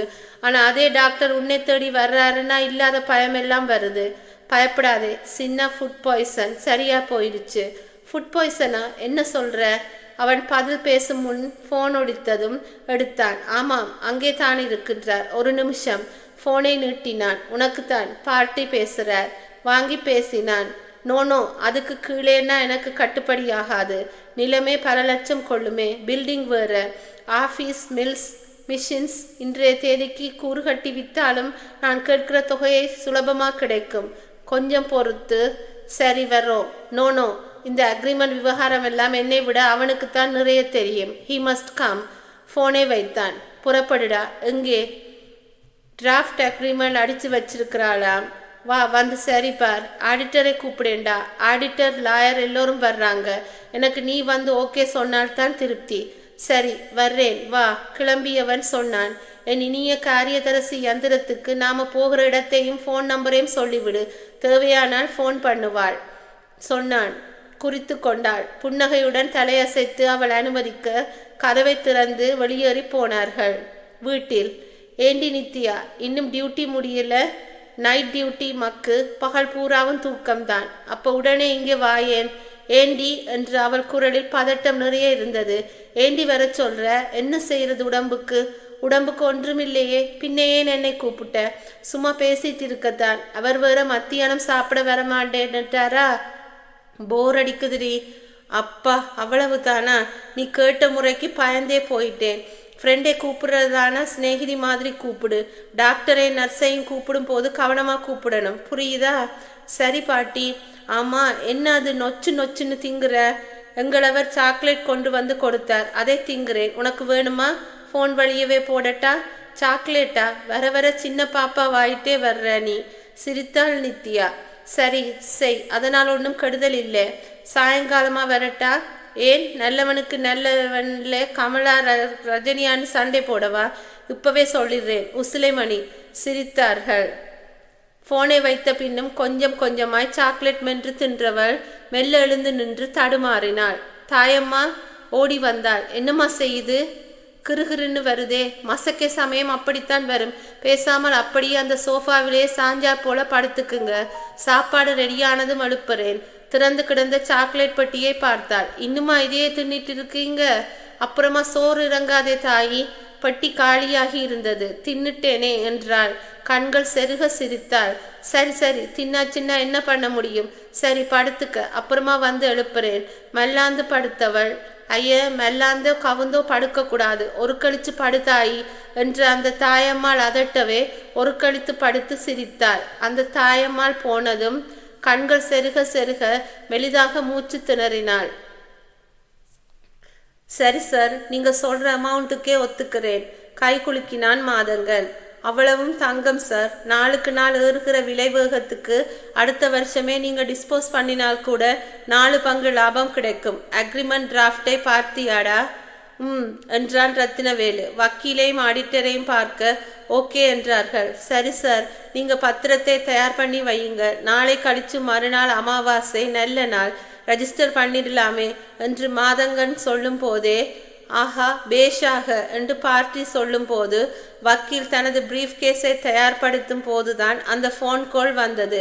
ரத்னவேலுவின் செக்ரட்டரி பேசினார். சார், உங்களுக்குத்தான் என்று அவர் நீட்டிய போனை வாங்கி செய்தியை கேட்டதும் டேம் யூ, என்ன உளர்ற என்று கத்திவிட்டு இதோ வர்றேன் என்று கிளம்பியவனை நிறுத்தி கேட்டான் மாதங்கன். என்னடா? என் வைஃபை ஆஸ்பத்திரியில சேர்த்திருக்காங்களாம். விவரம் சொல்லல. வீட்டிலிருந்து ஃபோன் கால் வந்ததாம். அவசரமாக வெளியே பாய்ந்தார்கள். அத்தியாயம் 4. கண்ணாடிக்கு முன்னால் நின்று கைகளை இடுப்பில் தாங்கி அப்படியும் இப்படியுமாக திரும்பி பார்த்தான் ராஜா. இவனை உங்களுக்கு தெரியும். ஜென்னி இருந்தவரை அவளையே ஜெயிக்கட்டும் ஓரங்கட்டப்பட்ட துப்பறைவாளன். இப்போது ஜென்னி இல்லை. உடனே 2 நிமிட மௌனம் அனுஷ்டித்து விடாதீர்கள். அப்பாவை பார்க்க பம்பாய் போயிருக்கின்றாள். 15 நாள் லீவில். இன்பண்ணிய ஷர்ட்டை கொஞ்சம் வெளியே இழுத்து விட்டு கொண்டான். பேண்டை கட்டை விரலால் உயர்த்தி கொண்டான். பூட்டை சரி பார்த்தான். வெளியேறி வந்தான். பிறகுதான் கை கடிகாரத்தை பார்த்தான் சலிப்போடு. ஜென்னிக்கு லீவு கொடுத்து அனுப்பியது தப்பு. அவள் இருந்தால் கலகலப்பு கூடவே இருக்கும். அவள் இல்லாததினால் கம்பெனி இல்லாமல் போரடித்தது. எங்கே போகலாம்? சினிமா? வேண்டாம், ஆபத்து. ஜென்னியை நினைத்து பக்கத்து பெண்ணின் தொடையை தடவினாள். வேண்டாம், முழுசாக வெளியே வர மாட்டேன். பீச்? வேண்டாம், காதலர் பாதையில் தனியாக போகக்கூடாதாம், உபனிஷத்தில் சொல்லுகின்றது. நினைவில் வந்து நின்றாள் ஸ்வப்னா. அக்கா பெண், பார்த்து மாசக்கணக்காகின்றது. கிராமத்தில் இருந்து அக்கா கூட எழுதியிருந்தாள். அவள் கற்பமாம். சே, ஸ்வப்னாவை சொன்னேன் சார். போய் பார்த்தால் என்ன என்று மனம் கேட்க போகலாமே என்று விட்டு கிளம்பினான். வீட்டு வாசலில் காரை விரட்டி அடிக்கிறதுமே தெரிந்தது. எதையோ வித்தியாசமாக உணர்ந்தான். அக்கம் பக்கத்து வீட்டுக்காரர்கள் பால்கனியிலும் வாசலிலும் நின்று இந்த வீட்டை பார்த்து கலவரமாக பேசுவது தெரிந்தது. நிறைய போலீஸ் தெரிந்தது. கடுகடுவென்ற முகத்துடன் இன்ஸ்பெக்டர் இவனை சந்தேகமாக பார்த்தார். அதிரடி குரலில், யாருப்பா? பிரஸ்ஸா என்றார் கத்தலாக. ஸ்வப்னாவோட அம்மாவுக்கு தம்பி, அவளுக்கு சின்ன மாமன் முறை. பேரை சொல்லுமேன். அக்கா பேரா என்றவன் அவர் முறைத்ததும், என் பேரா? ராஜா. பிரபல துப்பறியும் ஃபேக்டரி நிறுவனர் அரவிந்த் ராஜா. பிரைவேட் டிடெக்டிவா? உளவு கண்டுபிடிக்கிற மாதிரி சிம்பிள் வேலையா செய். போலீஸ் வேலையில் தலையிடாதே. I will smash you. Hard words. நிதானமா பேசுங்க. நான் யாரையும் ஆராய வரல. எங்க அக்கா பொண்ணை பார்த்துட்டு வர சொல்லி லெட்டர் போட்டு இருக்காங்க. ஆமாம், அதென்ன இப்படி குழுமி இருக்கீங்க? Why this hall rush? என்ன விஷயம்? என்ன நடக்கிறது இங்கே? உங்க சொப்னாவை ஆஸ்பத்திரியிலே சேர்த்திருக்கிறோம். செய்தி அவனுக்கு இது அதிர்ச்சி தரும் செய்தி. மை காட், என்ன நடந்தது? விஷம் தின்னிருப்பாங்களோன்னு சந்தேகம். உயிரோடு இருக்கிறாளா இல்லையா? கொண்டு போகிற வரை உயிரோட தான் இருந்தாங்க. இப்ப ஆஸ்பத்திரிக்கு போனால்தான் தெரியும் என்று இன்ஸ்பெக்டர் சொன்னார். துப்பறிவாளன் தானே நீ? அவமானப்படுத்தும் கேள்வி. இல்லை, இவளை பற்றி ஆராயப் போகின்றாயா? இன்னமும் தீர்மானிக்கவில்லை. தீர்மானத்துக்கு வந்து எதையாவது கண்டுபிடித்தால் உடனே எங்களுக்கு தெரிவி. சின்ன சந்தேகம் ஏற்பட்டாலும் உடனடியாக தகவல்கள் சொல்லு. சரி என்றவன் அவன் மார்பு பட்டையை படித்தான். SP சண்முக சுந்தரம் என்றது அது. ஒரே ஒரு சின்ன விஷயம் சொல்றீர்களா? கேளு. எங்க வட்டத்தின் அனுமதிக்குள்ளே இருந்தால் கண்டிப்பா சொல்றேன். எதை சாப்பிட்டாங்களாம்? விஷ சாக்லேட். விஷ சாக்லேட்டா? வியந்தான். அதென்ன அது? நிறைய தின்னதினால இவங்களை பாதிச்சிருச்சு. யார் கொடுத்தது? அவங்க புருஷனே தான். ஆனால் அவர் மேல் சந்தேகப்படுறதுக்கு இல்லை. ஏன் சார்? அவரே அதை தின்னு ஹாஸ்பிட்டலில் வாந்தி எடுத்து டாக்டர் வந்து வயிறு சுத்தமாயிட்டதாலும் கொஞ்சம் தின்னதாலும் அவர் தப்பிச்சுக்கிட்டார். இவங்க பலியாயிட்டாங்களா? அவ இன்னும் தெரியல. ஆஸ்பத்திரி போனால்தான் தெரியும். ஸோ தற்கொலையாக இருக்குமோ என்கின்ற சந்தேகம் உண்டு. சரி, எந்த ஆஸ்பத்திரி? சொன்னார். கிளம்பினான். இவன் ஆஸ்பத்திரியை அடையும் போது எல்லாம் முடிந்திருந்தது. கதரும் ரத்தினவேலுவை சமாதானப்படுத்த முடியாமல் தவித்து கொண்டிருந்தார்கள் மற்றவர்கள். பிரதானமாக மாதங்கள் நின்றான். நான் கோழைப்பா, அவள் இல்லாமல் என்னால் இருக்கிறதை பற்றி நினைச்சு கூட பார்க்க முடியலையே. போஸ்ட்மார்ட்டம் செய்துதான் பாடியை தர முடியும் என்று சொல்லிவிடவே கும்பல் பிடிவாதமாக ரத்னவேலுவை இழுத்து கொண்டு போயிற்று. புரியாமல் கொஞ்ச நேரம் நின்ற ராஜாவுக்கே அழுகை வரும் போலாகிவிட்டது. என் குழந்தையை பெத்து தரேன்னு சொன்னியே, தராமல் போய்விட்டியடி ஸ்வப்னா. அந்த கும்பலில் இவனை ஈர்த்தவள் நித்யா. சோகத்தால் பாதி செருகிய கண்களால் நிற்கவும் முடியாமல் தடுமாறும் அவளை தாங்கினான். உங்க பேர் நித்யா தானே? ஆமாம். உங்க ஸ்வப்னாவோட ஃப்ரெண்டு? நீங்க யாரு? எங்க அக்காவோட பெண் அவள். ஓ, எங்கே போகணும்? நான் கொண்டு விடுறேன். Nurses hostel. கார் கதவை திறந்துவிட ஏறி அமர்ந்து கொண்டவள் தொலைவில் அந்த ரத்தினவேலுவின் அட்டகாசத்துக்கு வேதனைப்பட்டாள். காலையில் 11 மணிக்கு கூட என்கிட்ட போனில் சிரிக்க சிரிக்க பேசினாலே. மை காட், அதுக்குள்ளே எப்படி சாவு தழுவி இருக்க முடியும்? விஷ சாக்லேட் தின்னதாலென்று இன்ஸ்பெக்டர் சொன்னார். திரும்பி பார்த்தாள். அதப்படி மாஸ் ப்ரொடக்ஷன்ல குறிப்பிட்ட இதில் மட்டும் எப்படி விஷம் கலந்திருக்க முடியும்? அதுதான் புரியல. அது மிஸ்டர் மாதங்கனுக்கு வந்த பார்சலாம். ஒருவேளை அவரை கொள்ள யாராவது சதி செய்து இருக்கலாம். அப்படி நான் நினைக்கல. ஏன்? அவர் மனசு தாராளமானது, எதிரிகள் குறைவு. தவிர அதை அனுப்பினவன் எதிர்பார்ப்பு மாதங்கன் சாவுன்னா நிச்சயம் சாக்லேட் அனுப்பி இருக்க மாட்டான். ஏன் அப்படி சொல்கின்றீர்கள்? அனுப்பி எதிரிக்கு அவரை தெரிந்திருக்கும். அவரோட சர்க்கரை வியாதியை புரிஞ்சுக்கிட்டிருப்பான். நிச்சயமாய் தெரிஞ்சிருக்கும். இவன் சாக்லேட் தின்ன மாட்டான்னு. அப்புறம் ஏன் அனுப்ப போறான்? இதுவும் ஒரு பாயிண்ட் தான் என்றவன் கேட்டான். எந்த கம்பெனி அனுப்பிய சாம்பிளாம் அது? தெரியுமா உங்களுக்கு? காரி ஸ்வீட்ஸ். வாட்? ஃபாரியா? இல்லை, இது வேறு. காரி அண்ட் கோ. அங்கே எனக்கு தெரிஞ்ச ஃப்ரெண்ட் இருக்கார் என்றவன் சட்டென்று அவன் கையை தொட்டதும் பேச்சை நிறுத்தி திரும்பி பார்த்தான். என்ன? நர்சஸ் குவார்ட்டர்ஸுக்கு அப்புறம் போகலாம். முதல்ல அந்த கம்பெனிக்கு போங்க. ஏன்? அதை அனுப்பினது யாருன்னு தெரிஞ்சுக்கணும். ஓகே என்றவன் வண்டியை திசை திருப்பினான். தீநகரை நோக்கி ஓட்டினான். கம்பெனி வாசலை அடையும் போதே கண்ணில் பட்டான் அவன். ஆபீஸ் முடிந்து வீடு திரும்பும் நோக்கத்தோடு ஸ்கூட்டரை உதைத்து கொண்டிருந்தவனை காரிலிருந்தே கூப்பிட்டான் ராஜா. ஹேய் பிரபு. திரும்பி பார்த்தவன் முயற்சியை நிறுத்தி நெருங்கி வந்தான். ஹே ராஜா, இது யாரு புதுசா இருக்கு? ஏன் ஜென்னி கசந்து போச்சா? ஸ்டூபிட், கிண்டல் பண்ண இது நேரம் இல்லை. ஏன்? புது சாக்லேட் தயாரிப்பு சாம்பிளை பார்க்க இன்னும் யார் யாருக்கு அனுப்பி இருக்கீங்க? பாருடா, இப்பதான் போலீஸும் அந்த ரத்னவேலும் வந்து விசாரிச்சுட்டு போனாங்க. நீ வேற தனி ரோதனையா? விடு, நான் போகணும். என்ன அவசரம்? அம்மன் தரிசனத்துக்கு போகணும்.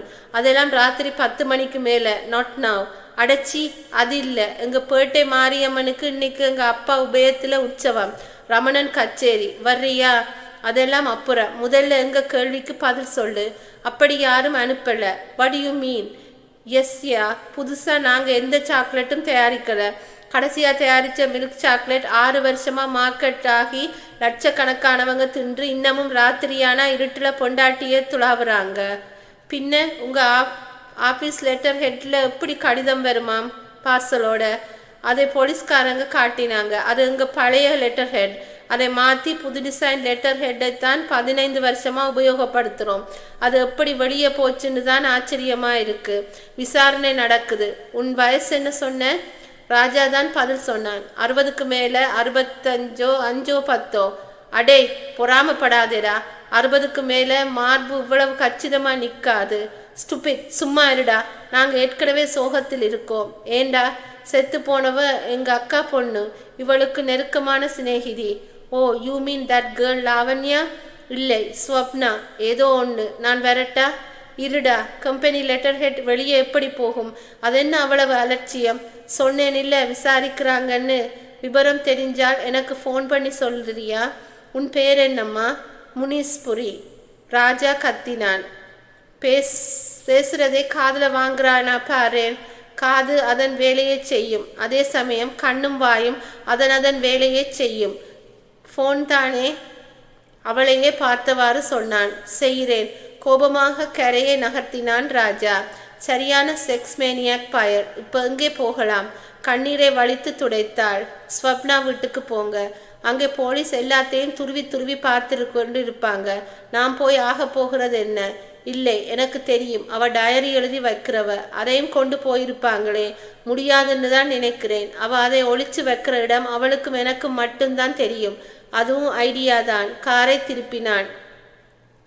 வீட்டில் இவர்கள் இறங்கிய போது போலீஸ் கிளம்பி இருந்தது. அனைத்தும் வாரி இறைத்து விட்டு சோஃபாவின் நுனியில் குந்தியிருந்த ரத்னவேலு நித்யாவை கண்டதும், ஸ்வப்னாவை பார்க்க வந்தீங்களா? உங்க சிநேகிதி துரோகி என்னை தனியே தவிக்க விட்டு போய்விட்டாள். நவ் ஐ ஆம் குட் ஃபார் நத்திங். குமுறி அழுவதை பரிதாபமாக பார்த்தார்கள். வெரி வெரி சாரி என்று ராஜாவை நிமிர்ந்து பார்த்தான் ரத்னவேலு. குமுறினான். காலையில் மெயிலில் உங்க அக்கா வருவாங்க, போய் கூப்பிட்டு வருகிறாயா? கடைசி தடவையாய் பொண்ணை பார்க்கட்டும். பரிவோடு கேட்டாள் நித்யா. ஏதாவது சாப்பிட்டீங்களா? எனக்கு ஒன்றும் வேண்டாம். நீ போய் காஃபி போட்டு அவனுக்கும் கொடுத்து நீயும் சாப்பிடு. நீங்களும் சாப்பிட்றீங்க. 3 போட்டுட்டு வா நித்யா. தாயம்மா அங்கே. அவ மகளை மாதிரி நினைச்சவ போயிட்டான்னதும் மூளையில் உட்கார்ந்து அழ ஆரம்பிச்சவ இன்னும் ஓயல. அப்படி ஒரு பாசம் வைத்திருந்த அவளை விட்டு போக எப்படித்தான் மனசு வந்ததோ? பாவி. சரி இருங்க, நானே போய் பார்த்து ஏதாவது சமைச்சு கொண்டு வர்றேன். அவள் போன கொஞ்ச நேரத்திற்கெல்லாம் வானலியில் நெய்யுடன் ரவை வறுபடும் வாசம் வந்தது. பின்கட்டு தோட்டத்தில் ஒப்பாரி வைத்து கொண்டிருந்தாள் தாயம்மா. எழுந்து வந்தாள். கண்கள் அழுது சிவப்பேறி இருந்தன. ஐயோ, என்ன வேலை செய்கிற? சமையல் அறைக்குள்ளே போய் கத்தினாள். சாவு நடந்த வீட்டில் அடுப்பை எரிக்கலாமா? கேஸ் ஸ்டவ்வை நிறுத்தினாள். ஆனால் தாயம்மா காலையில் தின்னதையும் வாந்தி எடுத்துட்டார். அதாவது நாள் முழுக்க பட்டினி கிடக்கிறாரே. என்ன ஆனாலும் சரி, கடைசி நேரத்தில் என் மவளா நினைக்க ஆரம்பிச்சேன். அவ பிணம் எங்கே இருந்தாலும் இந்த வீட்டில் அடுப்பெரிக்க நான் விட மாட்டேன். அவளை எரிச்சதுக்கு அப்புறம்தான் இங்கே அடுப்பெரியணும். அதுக்கு தீச்சட்டி தூக்கவாவது அவருக்கு தெம்பு வேண்டாமா? அதுக்கு வீட்டிலே தான் ஆக்கணுமா? ஹோட்டலுக்கு கூட்டிட்டு போய் வாங்கி கொடுங்க. இங்கே அழுதாள். வேணாம் தாயி, வயசானவ உளர்றான்னு நீ நினைச்சாலும் சரி, இங்கே வேணாம். கைப்பையை எடுத்துக்கொண்டு வெளியேறி வந்தாள். அந்த காலத்து மனுஷி பிடிவாதம் பிடிக்கிறாங்க. போகட்டும், வாங்க ஏதாவது ஹோட்டலுக்கு போகலாம். நீங்க போங்க, நான் வரல. You must. நாளைக்கு காரியம் செய்ய உங்களுக்கு தெம்பு இருக்கணும். அதனால நீங்க வரத்தான் வேணும். ப்ளீஸ். எழுந்தான் வேண்டா வெறுப்பாக. அத்தியாயம் 5. சூப் சாப்பிடவே ரொம்பவும் வற்புறுத்த வேண்டி இருந்தது ரத்னவேலுவை. நினைத்து குமுறினான். அவளை அங்கே எங்கே எந்த இடத்தில் அறுத்து வெட்டிருக்காங்களோ எனக்கு எப்படி இறங்கும்? என்னை விட்டுடுங்களேன் ப்ளீஸ். ப்ளீஸ். அதையெல்லாம் இப்போ நினைக்காதீங்க. கமான் சாப்பிடுங்க. தக்காளி சூப் தெம்பு வரும். சாப்பிட துவங்கினான். நீங்க என்ன நினைக்கிறீங்க? யார் மேலே உங்க சந்தேகம் பாயுது? யாரென்று சொல்லட்டுமா? என் சிநேகிதன் மாதங்கன் மேலே கூட சந்தேகம் வருது. பார்த்தார்கள். நம்ப முடியல. இல்லை, அவனே அப்படி ஒரு பார்சலை தனக்கு அனுப்பி நான் இருக்கும் போதுதான் தபால்களை பிரிப்போம்னு தெரிஞ்சு அனுப்பி யதார்த்தமாய் என்கிட்ட கொடுத்து அவளுக்கு புகட்ட வச்சிருந்தாலும் நான் ஆச்சரியப்பட மாட்டேன். அதனாலே அவருக்கு என்ன லாபம்? ஏன் அப்படி செய்யணும்? பொறாமையா இருக்கலாம். யார் கண்டது? பொறாமையா? ஆமாம். ஸ்வப்னாவை முதலே அவனுக்கு பெண் பார்க்கத்தான் போனோம். அவனுடைய வியாதி உடம்பை வச்சு மறுத்துட்டு என்னை தேர்ந்தெடுத்துட்டாங்க உங்க அக்கா. அதனால எரிச்சல் ஏற்பட்டு கொலை செய்கிற அளவு போயிருக்கலாம். எதையும் சொல்ல முடியல. இருக்கலாம். தபால் உள்ளூரிலிருந்து வந்திருக்கும். தபால் வந்த கவர் கிடைக்குமா? அது எப்படி கிடைக்கும்? நித்யா கேட்டாள். காலையிலேயே பெருக்கிறச்ச தூக்கி எறிஞ்சிருக்க மாட்டாங்களா குப்பையோட? எதுக்கும் அவர் வீட்டுக்கு போய் பார்த்தால் என்ன? வேண்டாம், ரத்னவேலு மறுத்தான். மத்தியானம் ஆஸ்பத்திரி வந்தப்பவே பிபி எகிரி மயங்கிட்டான். அங்கேயே சிகிச்சை செய்து அனுப்பினாங்க. இப்போ போனால் மாத்திரை போட்டுட்டு தூங்கி போயிருப்பான். அது மட்டுமில்லை, பார்த்தார்கள். அவன் மேலே நான் சந்தேகப்படுறது தெரிஞ்சால் தூக்கு மாட்டி செத்தே போயிடுவான். எங்க சிநேகிதம் அப்படி. சரி, வேண்டாம், விடுங்க.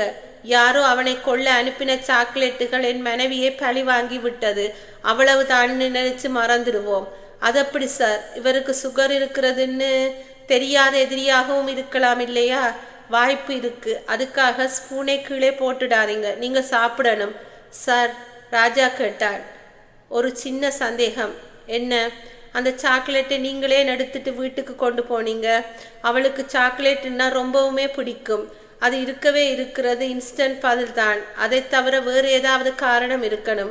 முதல் நாள் சினிமாவில் கடைசி கிளைமாக்ஸ் பற்றி ஒரு சின்ன சர்ச்சை வந்தது. ஹீரோயின் செத்துடுவான்னேன், இல்லை காட்டிலே தங்கிடுவான்னு அவள் சொன்னாள். கடைசியா பந்தயம் கட்டினேன். யார் ஜெயிச்சாங்களோ அடுத்தவங்களுக்கு சாக்லேட் வாங்கி தரணும்னு. பந்தயமா என்றாள் நித்யா. ஆமாம், அவ ஜெயிச்சா. மறுநாள் நானே சாக்லேட் பட்டை வாங்கி தர்றதா இருந்தேன். அதுக்குள்ளே இவனே சாக்லேட் டப்பாவை தரவே சரி வேறு எதுக்கு வாங்கணும்னு இருந்துட்டேன். கண் கலங்கினான். கேவலம் 5 ரூபாய்க்கு கஞ்சத்தனம் பார்த்து இருந்துட்டேன். என் டார்லிங்கை கேவலம் 5 ரூபாய்க்காக பறி கொடுத்து விட்டேன். இட்ஸ் ஓகே, தட்டி கொடுத்தான் ராஜா. இதெல்லாம் விபத்து மாதிரி, எதிர்பாராம நடக்கிறது. வேண்டாம்னாலும் வரும். கஷ்டமாயிருந்தாலும் ஜீரணிச்சாகணும். நாப்கின்னாலே வாயை துடைத்து கொண்டு ரத்னவேலு கிளம்பலாமா என்றான். எழுந்தார்கள். அவனை வீட்டில் இறக்கி விட்டு வரும்போது பின்கட்டு தோட்டத்தில் இருந்து அந்த தாயம்மாவின் அழுகையும் ஒப்பாரியும் கேட்டவாறு இருந்தது. மனதை சங்கடப்படுத்த காரை நகர்த்தினான். அந்த காலத்து பிறவி, எதையும் வெளிப்படையாக சொல்லி அள வெட்கப்படாத ஜாதி. அதனால் தான் இவ்வளவு திடகாத்திரமாய் இருக்க முடியுது. கொஞ்சம் வண்டியை நிறுத்துங்க. நிறுத்தினான். கேள்வியாக பார்த்தான் ராஜா. அவர் என்ன சொன்னார்? தியேட்டரில் பந்தாயம் கட்டினாளா ஸ்வப்னாவா? ஆமாம், சொன்னார். ஏன் நம்ப முடியவில்லையே? ஏம்மா? ஸ்வப்னாவை எனக்கு தெரியும். பந்தயம் கட்டுறதை எப்பவும் விரும்ப மாட்டாள். அதுவும் குதிரை பந்தயம் மாதிரி சூதாட்டம். ஐ ஹேட் இட் என்பாள். அப்படி இருக்க இவர்கிட்ட பந்தயம் கட்டி ஜெயிச்சதா நம்ப முடியவில்லையே. பார்த்தான். உங்க ஆஃபீஸ் எங்கே இருக்கு? காக்காத்தாள் தெரு, சென்னை 17. ஏன்? அங்கே போங்க.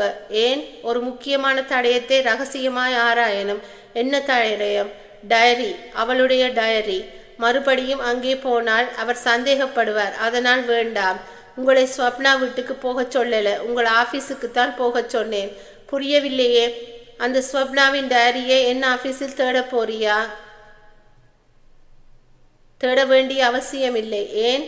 அது இப்ப என் கையில் தான் இருக்கு. வியந்தான். எப்படி எடுத்த? நான் தான் உன் கூடவே இருந்திருந்தேனே. சமையல் கட்டுக்குமா வந்தீங்க? அங்கே இருந்தது. அங்கே உட்கார்ந்து தான் எழுதுவாள். எனக்கும் படித்து காட்டி ரசித்து சிரிப்பாள். உள்ளே போனதும் வேலை பீரோவிலிருந்து எடுத்து என் கைப்பைக்குள்ளே போட்டு விட்டேன். கைப்பையிலிருந்து உருவி எடுத்தாள். டயரி முதல் பக்க வாசகமே முகத்தில் அடித்தாற்போல் இருந்தது. அடுத்தடுத்த டயரியை படிக்கலாமா? சீ, முண்டம், மூடுவாயே. மூடிவிட்டு நீட்டினான். நீயே படித்து சொல்லு. 3-4 மாசத்துக்கு முந்திய சமாச்சாரம். கொஞ்சம் உறுத்துறது. என்ன? வீட்டிலே இவள் மட்டும் தனியாக இருக்கிறச்ச முரடன் யாரோ உள்ளே வந்து இவளை கற்பழிச்சிட்டு போயிருக்கான். அதை இவரும் பார்த்திருக்கார். ரியலி? ஆனால் அதை இவர் பெரிதாகவே எடுத்துக்கல. அவளையும் சமாதானப்படுத்தி இருக்கார். நானும் மறந்துட்டேன்னு சமாதானம் சொல்லியிருக்கார். ஆச்சரியமான விஷயம்தான். இவள் கற்பமானப்ப கூட பயந்திருக்கின்றாள். இதோ பார், நீயே படி.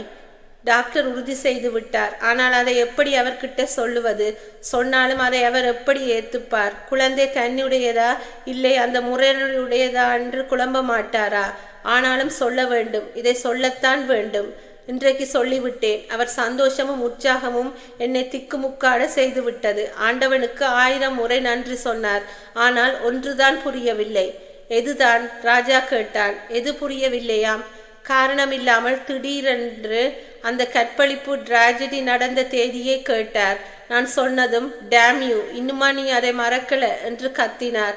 அதையும் தப்பாகத்தான் எடுக்கணுமா? நல்லதாக நினைக்க கூடாதா? எனக்கு வெட்கமாக இருக்கின்றது. இது எனக்கு 3வது மாதம். நேற்று என்ன எழுதியிருக்கின்றாள் பார். இன்றைக்கு கொஞ்சம் வித்தியாசமாக தெரிகின்றார். அடிக்கடி என்னை பார்த்து அர்த்தமாக சிரிக்கின்றார். என்ன அர்த்தம்? புரியவில்லை. ஏன் சிரிக்கின்றார் தெரியவில்லை. ஆனால் அவர் காட்டும் திடீர் பிரியங்கள் என் சந்தேகத்தை முற்றிலும் மறக்க வைக்கின்றன. நம்புகிறேன். நான் நம்புவது நீல ஆகாயத்தையா நீளமான விஷயத்தையா? புரியவில்லை. சினிமாவுக்கு கூட்டி போனார். ஆனால் இன்டர்வல் நேரத்துக்கு மேல் தனியாக அமர்ந்திருந்தேன். கேட்டால் தலைவலித்தது. லஸ் கார்னருக்கு போய் மாத்திரை வாங்கி தின்றேன் என்றார். தலைவலி மாத்திரை வாங்க மவுண்ட் ரோட்லிருந்து லஸ் கார்னருக்கு போக வேண்டும். தியேட்டர் மேனேஜர் தெரிந்தவர். அதனால் போனார் வந்தார். பிரச்சனை இல்லாமல் போய்விட்டது. இல்லாவிட்டால் நான் மட்டும் படம் விட்டதும் தனியே நின்று தவிக்க வேண்டி இருந்திருக்கும். சில சமயம் விசித்திரமாக நடந்து கொள்ளும் இவர் ஒரு புரியாத புதிர். இரு, ராஜா சொன்னான். இப்ப மணி என்ன? வலது கையை திரும்பி பார்த்தால் நித்யா. 7:30 போகின்றது. டெலிஃபோனை சுழற்றினான். Mister SP Shanmugasundaram? Yes. Raja. Oh, you crazy man. சிரித்தான். என்னப்பா கண்டுபிடிச்சிட்டியா? அப்படின்னு தான் நினைக்கிறேன். கைவிலங்கை தூசு தட்டி எடுத்து வையுங்க. அநேகமா குற்றவாளியை கொஞ்ச நேரத்தில் உங்களுக்கு அறிமுகப்படுத்துவேன். செய் என்றார் சிரிப்புடன். ஆனால் ஜாக்கிரதை, எங்களை எக்கச்சக்கமா மாட்டி வச்சிடாதே. அதெல்லாம் பக்காவா வருவேன். போனை வைத்தால் கிளம்பினான். வாங்க நித்யா, தியேட்டர்ல இன்டர்வல் விடுறதுக்கு முன்னால் ஒரு சின்ன வேலை இருக்கு கேட்டான். அந்த ரத்தினவேலுவுக்கு என்ன வேலை? ஏதோ பார்மசிட்டிக்கல் மேனுஃபேக்சர்ஸ் வச்சிருக்கிறார். இடம் தெரியுமா? போயிருக்கேன். வழிகாட்டு. குரோம்பேட்டை தாண்டி போங்க. மவுண்ட் ரோட்டில் தியேட்டர்களின் கும்பல் அருகே காரை நிறுத்தினான். எந்த படம் போயிருப்பாங்க? தேவியாக இருக்கும். அதப்படி அவ்வளவு கச்சிதமா சொல்றேன். அவள் தமிழ் ஹிந்தி போக மாட்டாள். இப்ப இங்கிலீஷ் படம் ஓடுறதே காசினோவிலேயும் தேவிலேயும் தான்.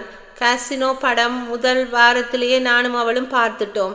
ஆகவே தேவியாகத்தான் இருக்கும். டிராஃபிக் கான்ஸ்டபிள் விரட்டவே உள்ளே போய்விட்டார்கள். ஏன் உள்ளே வந்தீங்கள்? இப்போ வெளியே போகணும்னா பின்பக்கமா சந்து பொந்தில புகுந்துதான் புறப்பட்டு வரணும். அப்படித்தானே நேற்று போயிருப்பான். நேரத்தை கணிக்கணும் என்று இவன் சொல்லும் போதே தியேட்டர் உள்ளே கலகலப்பு நிரம்பி இருந்தது தெரிந்தது. காஃபி சாப்பிட்டார்கள். சிகரெட் புகை எழுப்பினார்கள். விடலை பையன்கள், ஷோகேஸ் பொம்மை பெண்கள் கண்ணாலேயே கற்பழித்தார்கள். ஸ்டைல் பெண்கள் குழு ஒன்று கோன் ஐஸை அசிங்கமாக நக்கினார்கள். சரி, காரை நகர்த்தி விட்டு பின்கேட் வழியாக வெளியேற முயல காவலால் சந்தேகமாக பார்க்க படம் போர், அதான் போறோம். நேத்து ஆள் மாதிரி திரும்பி வந்து கலாட்டா பண்ணாதீங்க.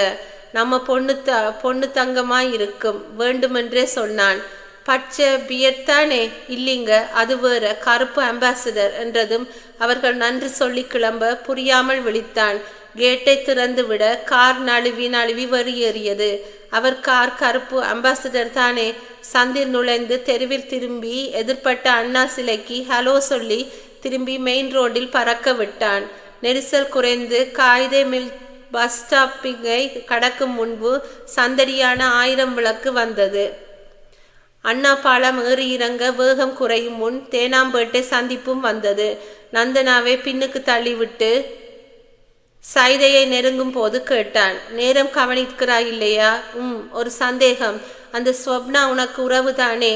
என் அக்கா பெண். அப்படி இருக்க ஏன் அவர் ஃபேக்டரி எங்கேன்னு என்னை கேட்டாயாம்.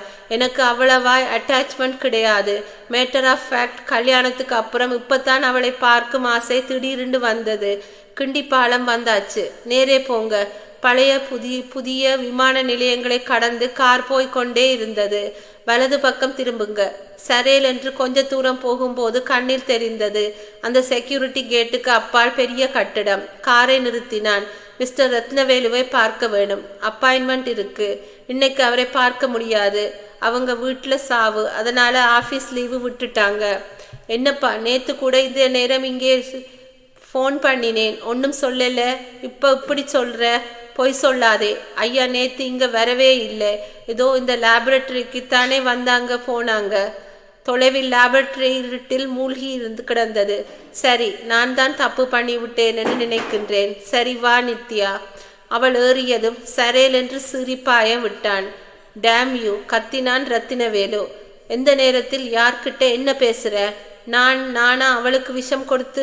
டேம் இட், என்ன உளறல் இது? கத்தி பிரயோஜனமில்லை டியர் சார், உண்மையை சொல்லிவிடுங்கள்.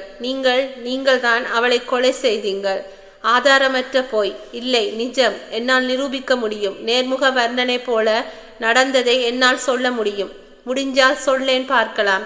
தற்செயலாக எவனாலோ கெடுக்கப்பட்ட மனைவியின் கற்பம் உங்களை குழப்பத்திலே ஆழ்த்தி இருக்கு.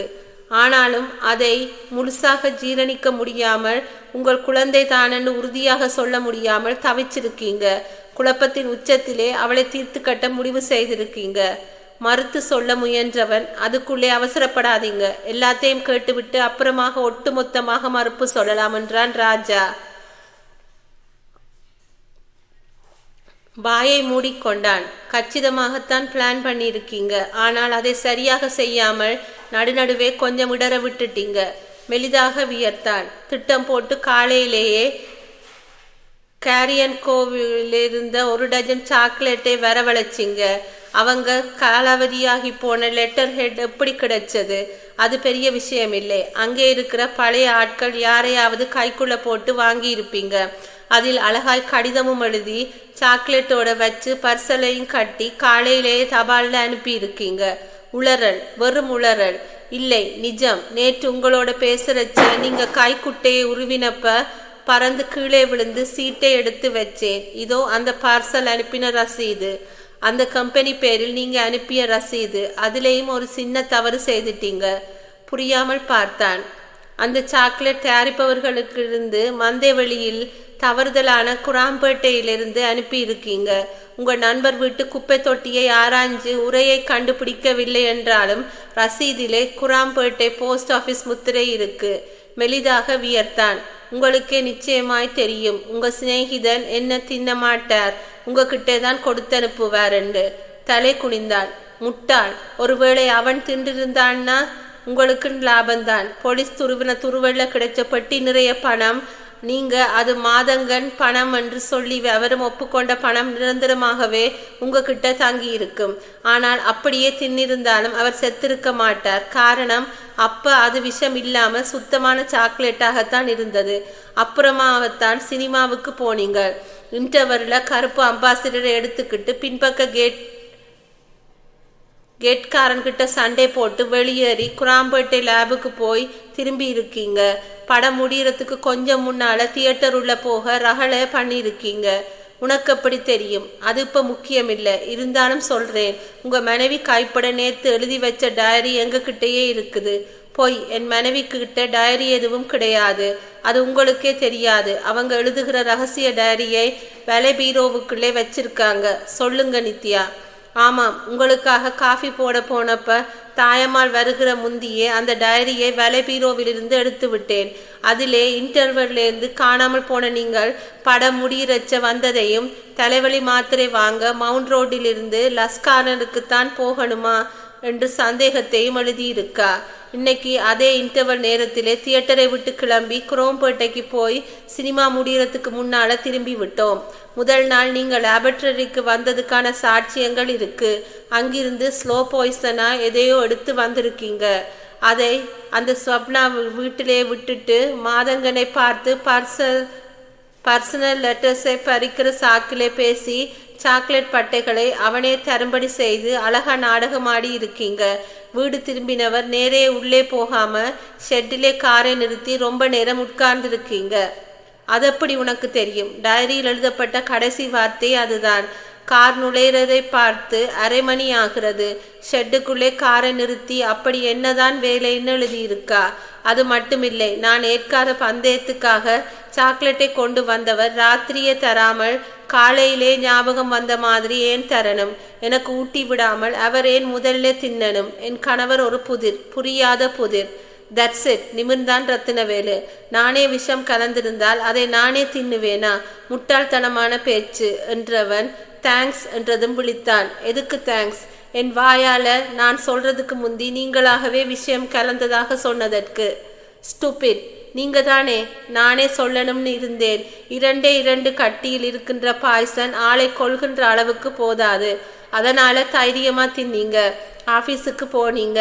பொய் இல்ல, நிஜம். உளராதே. ஆபீஸில் நான் அரை மயக்க நிலையில இருந்ததுக்கும் குமட்டி எடுத்ததுக்கும் ஸ்டெனோகிராஃபர் சாட்சியம் உண்டு. என்னை அட்டென்ட் பண்ணின டாக்டர் சாட்சியமும் இருக்கிறது. புத்திசாலித்தனமான நடவடிக்கை. தின்ன விஷம் ரத்தத்திலே கலக்கிறதுக்கு முந்தி சாட்சி வச்சு வாந்தி எடுத்து டாக்டரை கூப்பிட்டு, வாவ், நல்லாவே நடத்தி இருக்கீங்க நாடகத்தை. முக்கியமான கேள்வியை கேட்காம விட்டுட்டீங்களே. என்னது? முட்டாளே, சாக்லேட்டில் எப்படி விஷத்தை கலக்க முடியும்னு தயங்கினார். நீங்க கேட்கலன்னாலும் பரவாயில்லை, நானே சொல்கின்றேன். ஒவ்வொரு சாக்லேட் கட்டி பின்னாலும் கூரான கத்தியாலே வட்டமாக பெயர்த்து எடுத்து உள்ளே மருந்தை வச்சு மூடி அழுத்தி தேய்ச்சி ஒட்டி கொண்டு விடும். எல்லா சாக்லேட்டையும் சரிகை பேப்பரில் கவர் பண்ணாமல் இருந்திருக்கலாமே. யார் சொன்னது? பார்த்தவர்கள் சொன்னார்கள். மாதங்கன் அவரை போலீஸ்காரன் விசாரிச்சப்ப இதை பற்றி குறிப்பிட்டு ஆச்சரியப்பட்டிருக்கின்றார். நீ துப்பறிய போக்கை பார்த்தால் நீயே போலீஸில் புகார் செய்வ போலிருக்கே. தேவையே இல்லை. ஏற்கனவே என் சந்தேகத்தை சொல்லி அவங்க சந்தேகத்தின் பேரால் உங்களை கைது செய்ய வாரண்டோட வந்துட்டு இருக்காங்க. திணறினான். ஆனால் பயப்படாதீங்க, நான் புகார் எதுவும் தரப்போறதில்லை. பின்ன பிளாக்மெயில் பண்ண பார்க்கிறேயா? சேச்சே, அதெல்லாம் ஒண்ணுமில்லை. அக்காவுக்காக காத்திருக்கேன். அதாவது உங்க மாமியாருக்காக. ஏன்? மகளை பற்றி அவங்க தான் புகார் தரணும். அதுக்குத்தான் சக்தி அதிகம்.